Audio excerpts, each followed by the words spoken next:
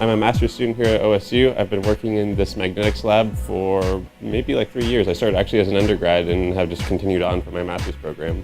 So the device that I'm building is called a magnetic particle imaging device. And basically this is a biomedical imaging sensor that allows you to image inside of biological samples. It's a bit kind of like MRI. So in MRI, what we're actually detecting is the tissue itself. But in our case, what we're actually detecting are nanoparticles that you put in that tissue. What we've done here instead is to focus on going for high resolution magnetic particle imaging.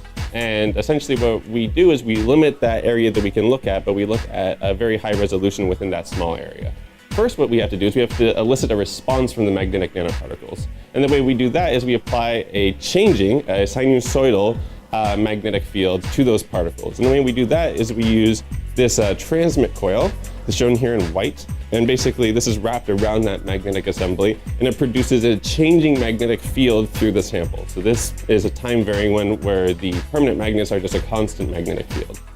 So now the particles are basically having their magnetization changing up and down, up and down, up and down. Now we need to detect that. And the way we do that is with a receive coil, shown here kind of in red. And that coil is just detecting the response of the magnetic nanoparticles. And so that's the coil that's actually then being fed into some other instrumentation over here that we're using to actually detect that response.